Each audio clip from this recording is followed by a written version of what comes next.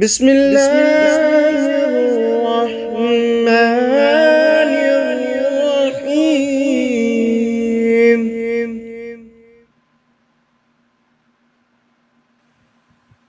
الحمد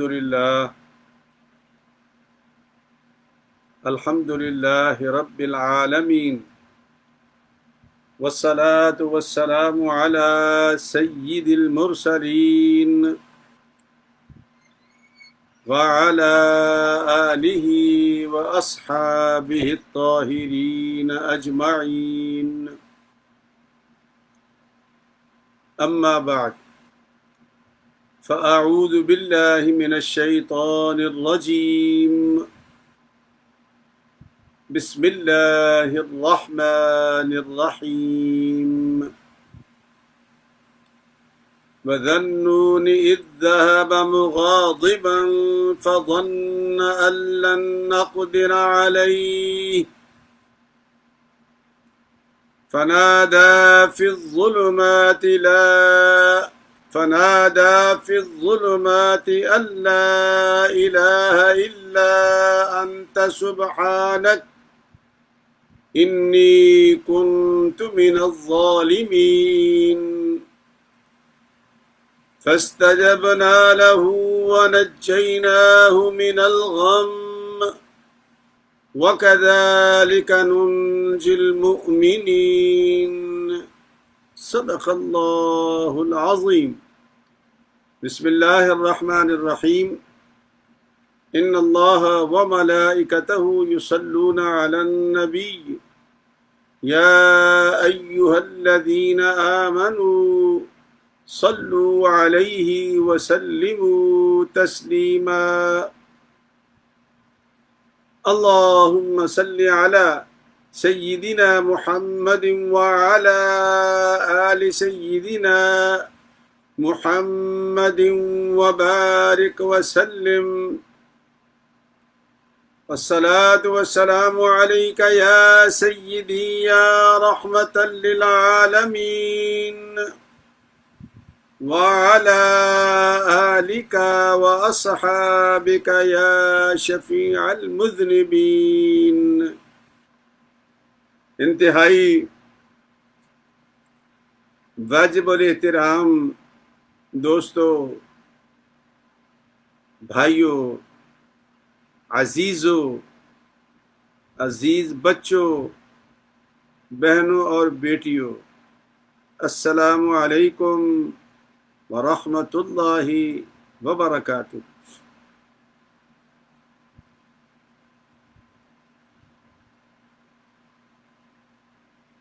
بسم اللہ الرحمن الرحیم۔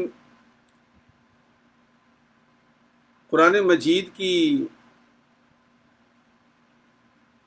جن آیات کریمہ کو آج کا سبق کا حصہ ہے ہمارا، وہ سورہ انبیاء ہے، اور سورہ انبیاء کا نمبر 21 ہے، سپارہ 17 ہے۔ سورت کا نمبر 21 ہے، سپارہ 17 ہے، اور 2 آیات میں نے پڑھی ہیں، ایک ہے 87 اور ایک ہے 88، 87 اور 88۔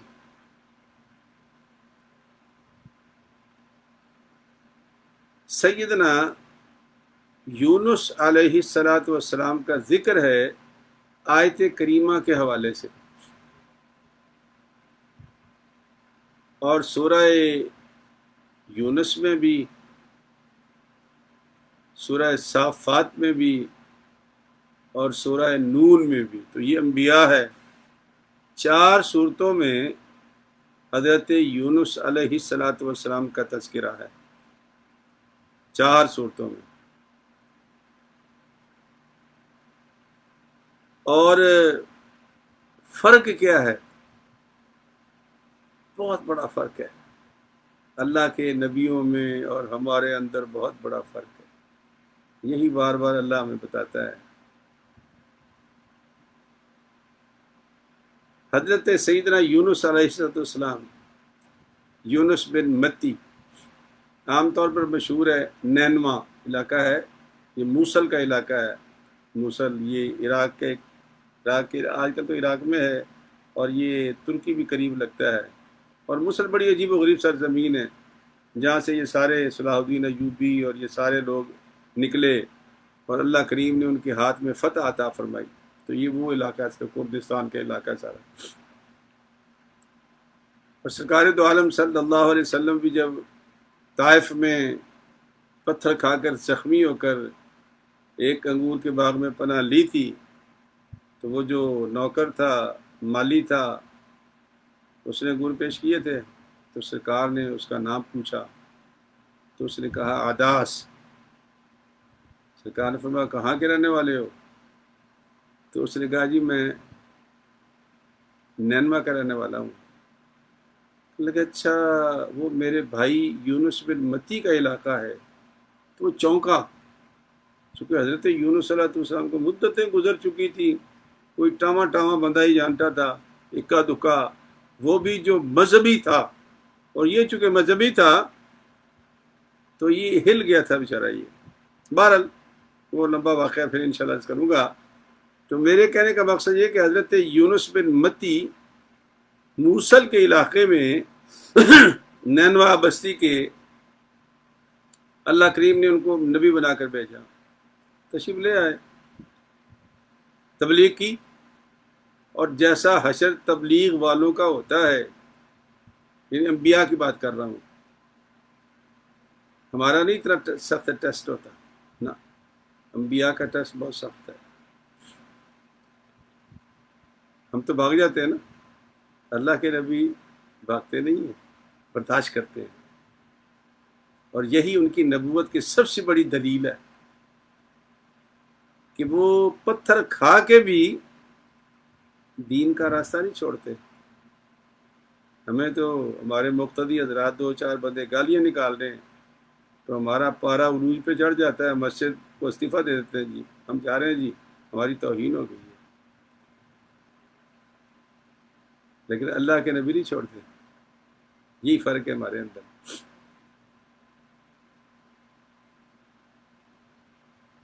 اور ویسے بھی میں کبھی کبھی ہنستا ہوں اپنی باتوں پہ، آپ کی باتوں پہ نہیں، اپنی باتوں پہ.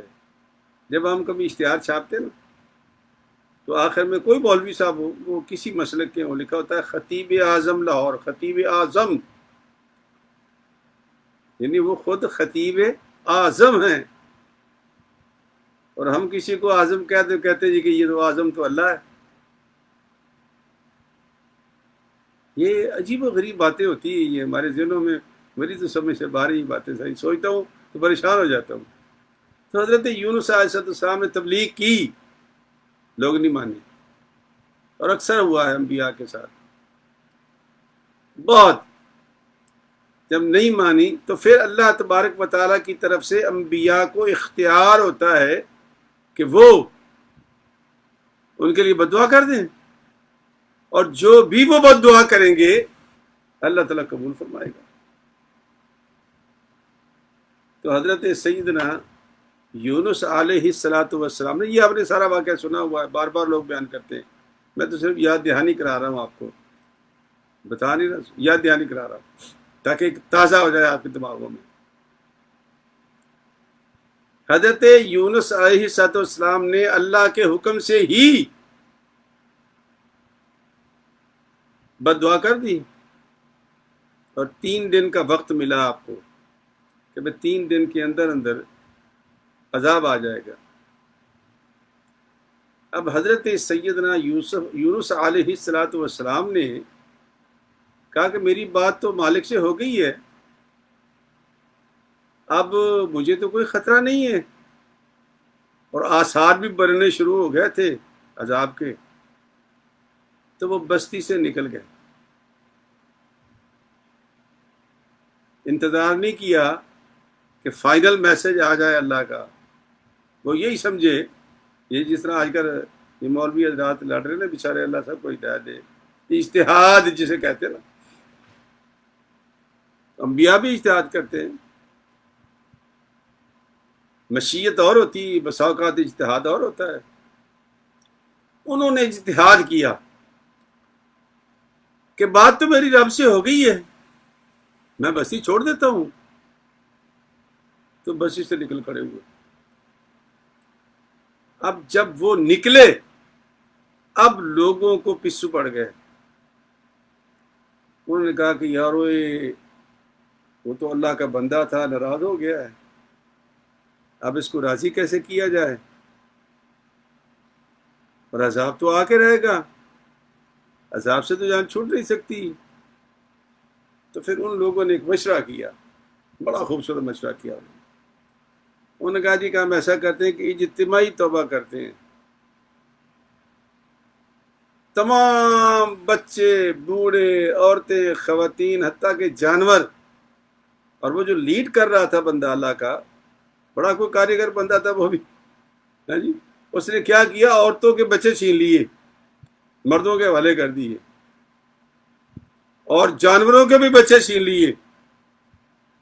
ادھر جانوروں کی آہو پکار، ادھر خواتین کے بچوں کی آہو پکار، چیخو پکار.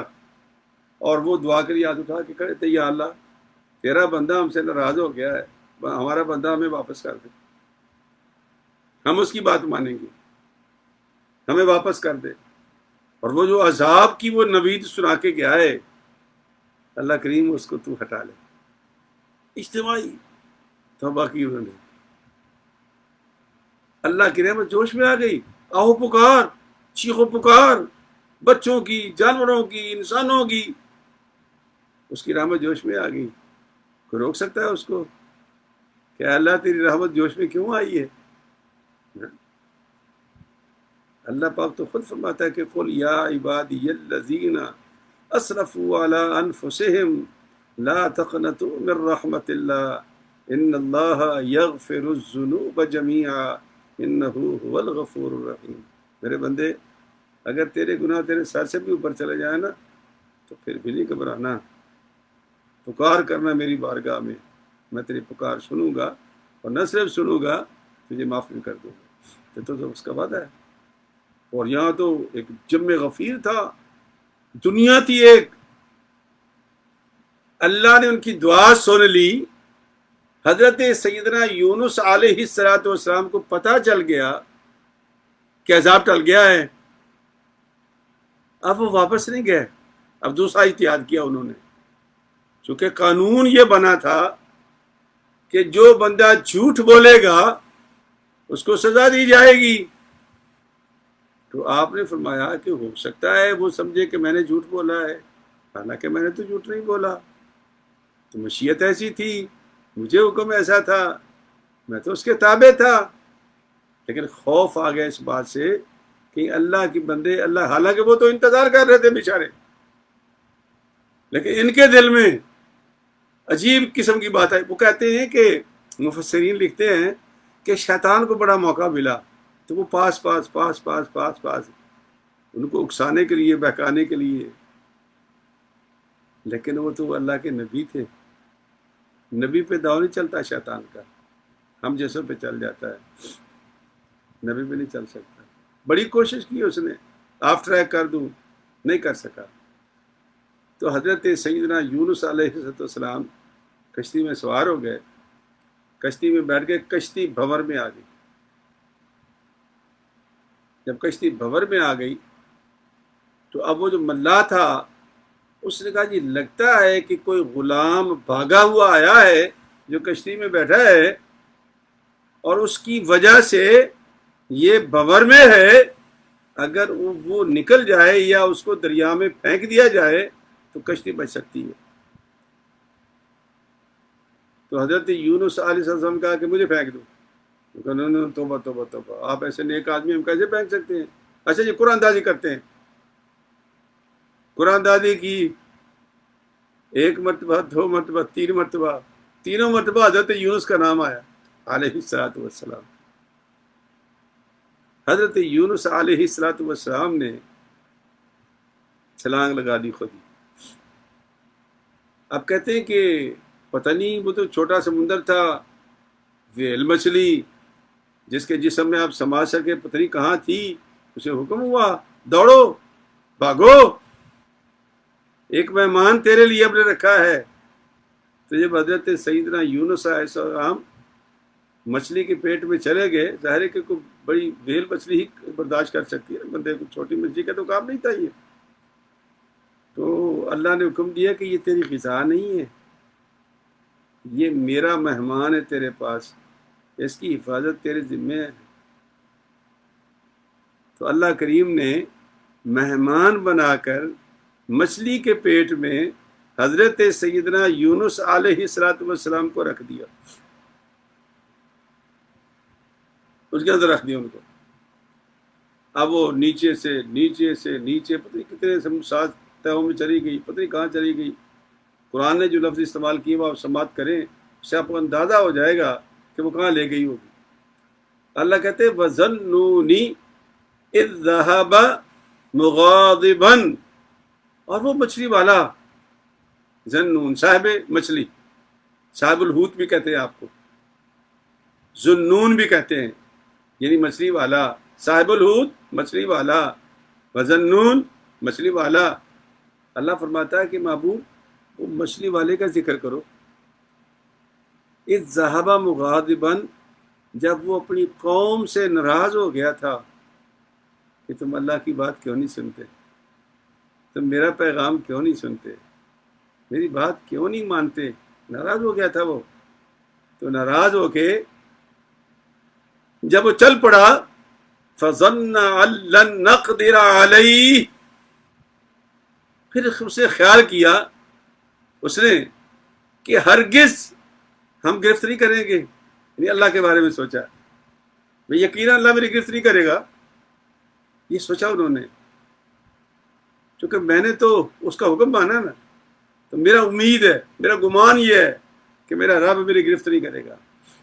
اب یہ سچی بات ہے، گرفت نہیں کرتا اللہ.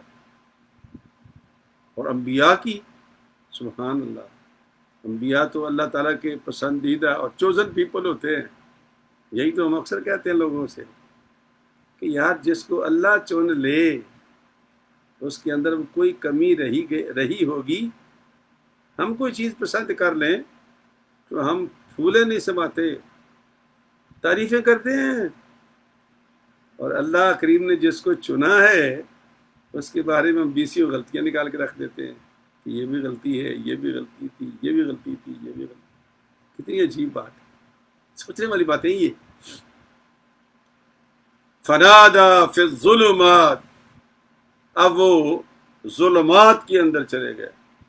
ایک رات ہو گئی، پھر اوپر سے سمندر ہے، پھر 7 سمندر نیچے چلی گئی، پھر مچھلی کا پیٹ ہے، ظلمات، اندھیرے. اللہ فرماتے ہیں کہ اندھیروں میں اندھیروں میں اندھیروں میں اندھیروں میں حضرت سیدنا یونس علیہ السلام پتہ نہیں کہاں پہنچ گئے، مچھلی کے پیٹ میں. اچھا یہ 3-4 جگہ پر واقعہ پورا موجود ہے. یہ جو میں آپ کو عرض کر رہا ہوں نا، یہ آیات کا ترجمہ کر رہا ہوں. جب وہاں گئے تو وہاں آپ نے تسبیحات سنی، مچھلیوں کی، جانوروں کی، سنگریزوں کی. تو جب انہوں نے تسبیح شروع کی، چونکہ ظاہر قرآن مجید میں اللہ پاک فرماتا ہے کہ وَإِن مِّن شَيْءٍ إِلَّا يُسَبِّحُ بِحَمْدِهِ، ہم نے آج تک کوئی چیز ایسی پیدا ہی نہیں کی جو میری تسبیح نہ بیان کرتی ہو. تسبیح سنی انہوں نے تو خود بھی پڑھنی شروع کر دی. فرشتوں نے کہا کہ یہ بڑی مانوس آواز ہے، یہ کہاں سے آ رہی ہے؟ پتہ لگا کہ وہ مچھلی کے پیٹ میں حضرت سیدنا یونس علیہ السلام موجود ہیں اور وہ تسبیح کر رہے ہیں. تسبیح کون سی تھی؟ لا الہ الا انت سبحانک انی کنت من الظالمین. اے اللہ تیرے سوا کوئی معبود نہیں، ایک ہی معبود ہے اور وہ تو ہے، ایک ہی معبود ہے اور وہ تو ہے، اور پاک ہے تو. انی کنت من الظالمین، یا اللہ بے شک میں ہی قصوروار ہوں. اچھا یہ ایک بڑی قابل غور بات ہے. اس میں اب صاحبان علم و فکر بیٹھے ہوئے ہیں، میں سے عام فہم باتیں کرتا ہوں تاکہ سب کو لوگوں کی سمجھ آ جائے. مجھے کل ایک بچے کی کہا، یہ کراچی سے نوجوان تھا، کہتا ہوا انکل میں جب آپ کی باتیں سنتا ہوں نا تو مجھے بڑی خوشی ہوتی ہے کہ آپ مطلب کہ باتیں سمجھ میں آتی ہیں آپ کی. اور بعد میں پتہ چلا کہ واقعی جو میرے سننے والے بچے زیادہ ہیں. وہ آپ کو بتایا تھا میں نے، گوگل سے جب نکالا ریکارڈ تو پتہ لگا کہ 63% جو نوجوان ہیں وہ سنتے ہیں مجھے. عام فہم باتیں ہیں، لیکن کبھی کبھی میں آپ سے بھی کہتا ہوں کہ آپ بڑے لوگ ہو، غور و فکر کرو کہ لا الہ الا انت سبحانک انی کنت من الظالمین. میں آپ کو بات آسان کرتا ہوں. میں ایک جگہ رشتہ کرنا چاہتا ہوں تو مجھے سمجھ میں نہیں آ رہی، تو وہ مولوی صاحب کے پاس جاتا ہوں. مولوی صاحب کہتے ہیں کہ ایسا کرو بھائی حضرت صاحب آپ استخارہ کریں. اچھا، اب رشتہ میں نے کرنا ہے. استخارے کا معنی ہوتا ہے اللہ پاک کی بارگاہ میں اپنی عرض داشت پیش کر کے انتظار کرنا کہ وہاں سے کوئی سگنل آ جائے. جیسا بھی سگنل آئے آ جائے، معاملہ میرا ہے نا، تو سگنل تو مجھے ہی آئے گا نا. لیکن کاریگر لوگ ٹی وی پہ بیٹھ گئے، 200 روپے دیتے جاؤ، استخارے کراتے جاؤ. کیوں بھائی؟ معاملہ میرا ہے اور استخارہ مولوی صاحب کر رہے ہیں 200 روپے میں. وہ پاگل کا بیٹا ہے، وہ تمہیں بتائے گا. وہ تو پیسے لیے اور نظریں جھکائی اور آپ کو کہہ دیا کہ نہیں آپ کا کام نہیں ہو سکتا. یہاں بھی وہی معاملہ ہے. ایک بندہ آیا، حضرت صاحب وہ جی 1.25 مرتبہ ہم نے آیت کریمہ پڑھائی ہے، اللہ کے پاک پیغمبر کا فرمان ہے، سیدنا حضرت سعد ابن ابی وقاص کی روایت ہے، سرکار نے فرمایا کہ جب بھی کبھی کوئی مصیبت آ جائے، جب بھی ایسا کیا کرو، دعائے یونس پڑھا کرو. اللہ پاک تمہیں جس طرح حضرت یونس علیہ السلام کو وہ ظلمات سے نکالا تھا، اللہ پاک تمہیں بھی نکال بار کرے گا. اب وہ چلا گیا مدرسے میں حافظ جی سے کہا کہ حافظ جی 1.25 مرتبہ کلمہ شریف وہ آیت کریمہ پڑھانی ہے. بچے بڑے خوش ہوتے ہیں، چھوٹے چھوٹے حفظ کرنے والے بچے، کہ چلو آج لنگر ملے گا، ہو سکتا ہے کوئی پیسے بھی دے دے، تو خوش ہو کے چلے جاتے ہیں. اب وہ بچے انوسینٹ بچے ہیں، سارا دن وہ قرآن پڑھتے ہیں. اب وہ پڑھ رہے ہیں لا الہ الا انت سبحانک انی کنت من الظالمین. لا الہ الا انت ترجمہ کیا ہے؟ کہ یا اللہ تو پاک ہے، تیرے علاوہ کوئی معبود نہیں میرا، اور میں گناہ گار ہوں، مجھے معاف کر دے، میں قصوروار ہوں، میری خطائیں معاف کر دے. بچوں کی تو خطا ہی کوئی نہیں، خطا تو تیری ہے اور میری ہے. اور ہم بیٹھے ہوئے یہ چائے پی رہے ہوتے ہیں، یا خبریں سن رہے ہوتے ہیں، یا سگریٹ پی رہے ہوتے ہیں. او بھائی تمہیں جواب کیسے ملے گا؟ اس کا معنی کیا ہوتا ہے؟ اقبال جرم کرنا. آیت کریمہ کا مطلب کیا ہے؟ اقبال جرم کرنا. اور کہتے ہیں کہ ہماری عدالتوں میں بھی اگر کوئی اقبال جرم کر لے تو اس کو تھوڑی سزا میں تخفیف ہو جاتی ہے. اگر دنیا کی عدالتیں اقبال جرم کرنے پر عذاب میں تخفیف کر دیتی ہیں، سزا میں، تو وہ تو مالک الملک ہے. اس کو کہہ تو صحیح کہ بے شک ہاں، اس لیے فقہا فرماتے ہیں، یہ ہمارے جو بزرگ فرماتے ہیں، صوفیان کرام فرماتے ہیں کہ تو تہجد کو اٹھنا یار، ذرا ہمت کر تھوڑی سی، 2 نفل پڑھ تہجد کے 2 ہی پڑھ لے. رات کا وقت ہے، سحری کا وقت ہے، 2 رکعت نفل پڑھ، اور محبت سے 1 مرتبہ پڑھ لے لا الہ الا انت سبحانک انی کنت من الظالمین. 1 مرتبہ پڑھ لے. کیا نا تو نے اقبال جرم. کس کے سامنے؟ اس مالک کے سامنے. کس وقت میں؟ تہجد کے وقت میں. دیکھو رزلٹ نکلتا لیکن نکلتا. بزرگوں نے کہا کہ 111 مرتبہ خود پڑھ. بسا اوقات رکھ کے دروازہ بتی بند کر 313 مرتبہ پڑھ لا الہ الا انت سبحانک انی کنت من. اپنا جرم قبول کر، اور جب تو اپنا جرم قبول کرے گا تو پھر اللہ کی رحمت جوش میں تو آئے گی. اور اگر بچے آگے پڑھیں گے تو بچے تو بیچارے انوسینٹ ہیں، انہوں نے تو کوئی گناہ نہیں کیا بیچاروں نے، وہ تو سارا دن قرآن پڑھتے ہیں. برکت تو ہوگی، لیکن وہ اور طرح کی برکت ہوگی. لیکن جو تو چاہتا ہے تو پھر یہی کہے گا نا حافظ جی کمال ہے جی 1.25 مرتبہ آیت کریمہ پڑھیے، بڑے ہی کچھ نہیں ساڈا. تو کیسے بنے گا بھائی؟ استخارہ کرنا ہو تو خود کرو، آیت کریمہ پڑھنی ہو تو خود پڑھو، اور ماں باپ کے لیے قرآن مجید پڑھنا ہو تو میرے بھائی یا خود پڑھو، یا وہ لوگ جو واقعی آپ سے محبت کرتے ہیں اور تمہارے ماں باپ سے محبت کرتے ہیں ان کو ساتھ بٹھا کے پڑھ لو، ٹھیک ہے، جائز ہے، اجتماعی قرآن خوانی بھی جائز ہے، لیکن یار تم بہ کے سگریٹ پیتے رہو، ٹی وی دیکھتے رہو، خبریں سنتے رہو اور مولویوں کو اس کام پہ لگا دو، نتیجہ نہیں نکلے گا، کبھی بھی ساری زندگی نہیں نکلے گا۔ تو اللہ فرماتے ہیں کہ انہوں نے ظلمات میں تہ در تہ اندھیروں کے اندر جب اس آیت کریمہ کو یعنی اقبال جرم کو قبول کر لیا، انہوں نے مان لیا، انہوں نے اور مانگ لیا، انہوں نے جب مانگ لیا تو پھر اللہ کریم نے کیا حکم دیا، کیا فرماتا ہے اللہ فرماتا ہے فاستجبنا لہ، فاستجبنا لہ، تو ہم نے قبول کر لی اس کی دعا۔ اللہ تو نعوذ باللہ غلط بات نہیں کرتا نا، تو سچی باتیں کرتا ہے۔ ہم نے مانگا ہی کب ہے کہ وہ دعا قبول کرے، جب ہم مانگتے ہیں۔ فاستجبنا لہ، ہم اس کی دعا کو، ہم نے اس کی دعا کو قبول کر لیا۔ ونجیناہ من الغم، اور ہم نے حضرت یونس علیہ السلام کو اس قیامت سے نکال لیا، اس اندھیرے سے نکال لیا، مچھلی نے ان کو باہر اگل دیا۔ وہ دوسری آیات میں آتا ہے پھر وہ جو یہ کدو کی بیل تھی اور وہ بڑا پتا جو ہوتا ہے کدو کا، سرکار دو عالم پتہ ہے کدو سے کیوں محبت کرتے تھے؟ کہتے تھے کہ یہ وہ پودا ہے جس نے میرے بھائی حضرت یونس علیہ السلام کے وہ جو ننگ تھا نا، بالکل جیسے وہ چڑی کا بوٹ ہوتا ہے، بوٹ کی حالت میں باہر نکلے تھے، تو اس نے فوراً ڈھانپ لیا تھا آپ کو۔ انہوں نے کہا کہ میرے بھائی کا اس نے پردہ رکھا ہے، لہذا میں اس کو محبت سے اس کو استعمال کروں گا اور اس کو خراج تحسین پیش کروں گا۔ اور صحابہ کرام بھی کہہ سکتے تھے، حضرت عبداللہ بن عباس رضی اللہ تعالیٰ کو ایک بیٹے نے ایک منٹ میں کہہ دیا میں کدو نہیں، تو آپ ناراض ہو گئے تھے، اس سے ناراض ہو جاتے تھے صحابہ، وہ کدو کی توہین کرتا تھا، اور سرکار کیوں محبت کرتے تھے؟ ایک نبی کے ساتھ پیار کیا تھا اس نے۔ اللہ اکبر۔ تو وہ اللہ فرماتے ہیں کہ وَنَجَّيْنَاهُ مِنَ الْغَمِّ، اور ہم نے ان کو غم سے نجات دی۔ وَكَذَلِكَ نُنْجِي الْمُؤْمِنِينَ، ہم تو ایمان والوں کے ساتھ بھی ایسا ہی کرتے ہیں۔ سمجھا کی بات؟ صرف یونس علیہ السلام نہیں کیا، اللہ کہتا ہے کہ تم بھی کر کے دیکھو، ہم تمہیں بھی نجات عطا کریں گے۔ نُنْجِي الْمُؤْمِنِينَ، ایمان والوں کو ہم کیا کریں گے؟ نجات دیا کرتے ہیں، ایمان والوں کو دیا کرتے ہیں۔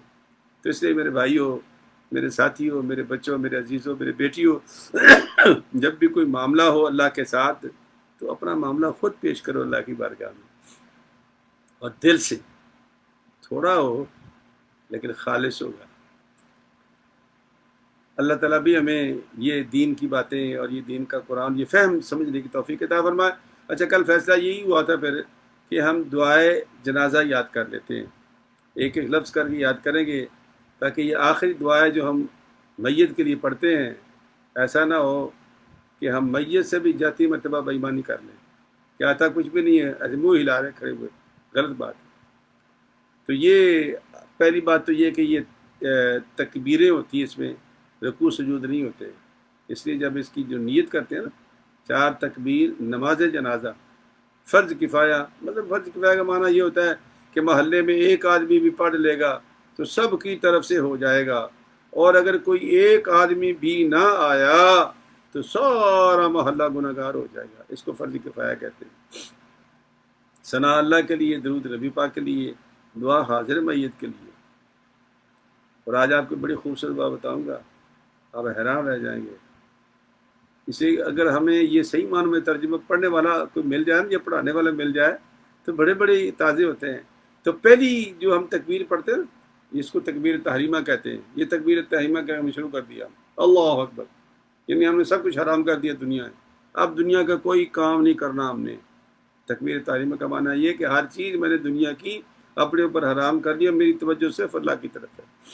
اس کے بعد سبحانک اللہم پڑھنی ہے، اس میں یہ گنجائش ہے بس ایک لفظ زیادہ ہے، اگر وہ بھی یاد ہو جائے، سبحانک اللہم وبحمدک وتبارک اسمک وتعالی جدک وجل ثناؤک، بس ایک لفظ زیادہ ہے، وجل ثناؤک ولا الہ غیرک، بس ایک لفظ اس میں زیادہ ہے، نہ بھی ہو تو چل جائے گا۔ پھر دوسری تکبیر ہوگی، دروشی پڑھیں گے، پھر تیسری تکبیر ہوگی اور وہ دعا پڑھیں گے۔ اور وہ دعا ہم سیکھیں گے آج. تو پہلے دو لفظ ہم نے یاد کرنے ہیں. اللہم اغفر لحینا. کتنی عجیب بات ہے. میت سامنے پڑا ہوا ہے, سارے مسلمان کھڑے ہوئے ہیں, اور دعا شروع کہاں سے کر رہا ہے؟ اللہم اغفر لحینا, اے اللہ ہمارے زندوں کو بخش دے. ومیتنا ومیتنا ومیتنا, اللہم اغفر لحینا ومیتنا, اور ہمارے میتوں کو بخش دے. پہلے کس کے لیے مانگا ہم نے؟ زندہ کے لیے. اس کا معنی یہ ہے کہ زندہ لوگوں کو بھی بخشش کی ضرورت ہے, استغفار کی ضرورت ہے, مغفرت کی ضرورت ہے. اس لیے بساؤ کا مسئلہ پوچھتے نا کہ جی حضرت صاحب وہ ابھی دفن نہیں کیا, دعا پڑھ لیں. او بھائی, جنازے میں تو سب سے پہلے زندوں کے لیے دعا مانگ کے آیا ہے, اور مردوں کے لیے تو مسئلے پوچھ رہا ہے. بساؤ کا بڑے عجیب و غریب مسائل لوگ پوچھ لیتے ہیں. بہرحال تو یہ دو لفظ ہم نے یاد کرنے ہیں. اللہم اغفر لحینا ومیتنا, اللہم اغفر لحینا ومیتنا. یہ دو لفظ آپ نے بار بار دہرانے, اور انشاءاللہ کل تک یاد ہو جائیں گے. جن کو یاد ہے ان کی بات نہیں کر رہا, لیکن وہ تلفظ ٹھیک کر سکتے ہیں. یہ بات تو ہے. جسے میں پڑھ رہا ہوں نا, حیینا, حیینا نہیں پڑھنا, حیینا حیینا نا, حیینا میتینا, تاکہ نیچے زیر ہے, میتینا میتینا میتینا. تو یہ اس کو ہم نے زیر کے ساتھ پڑھنا ہے. تو تلفظ ٹھیک کر لیں, تلفظ ٹھیک ہوگا اس کے معنی ٹھیک ہوں گے, اور اگر معنی ٹھیک ہوں گے تو فریکوینسی جو ہے نا وہ اللہ کے ساتھ جو تار لگی ہوئی ہماری, اور جو فرشتے اس کے موکل ہوتے ہیں, ہر لفظ کے ساتھ ایک موکل ہے اللہ کا فرشتہ ہے جو اس کو ٹچ کرتا ہے. اور اگر آپ اس کو صحیح آواز نہیں دیں گے, میرے ساتھ ایک ساتھی تھا یہاں ابھی بھی ہے, تو وہ ہم کہیں جاتے تھے کٹھی مجلس میں, اس کا نام تھا عباد الرحمن اور میرا نام تھا عبد الرحمن. تو بسا اوقات ہم چکر میں چلے جاتے تھے کہ کس کو پکارا ہے, عباد الرحمن کو پکارا ہے یا عبد الرحمن کو پکارا ہے. فریکوینسی ڈفرینٹ ہوتی ہے ناموں کی. اس لیے جب آپ صحیح تلفظ کے ساتھ لفظ پڑھیں گے تو اس کا معنی صحیح ہوگا, اور میت کو بھی ثواب ہوگا اور ہمیں بھی ثواب ہوگا. تو یہ دو لفظ اس کو یاد کر لینا, اللہم اغفر لحیینا ومیتینا. باقی انشاءاللہ کل. السلام علیکم ورحمۃ اللہ وبرکاتہ. جتنے بیمار ہیں اللہ ان کو شفا دے, اور جو فوت ہو گئے ہیں اللہ ان کی مغفرت فرمائے, اور جو ہمارے آنے والے دن ہیں سب کے, وہ اللہ تعالیٰ باوقار اور خوبصورت فرمائے. آمین. السلام علیکم ورحمۃ اللہ وبرکاتہ.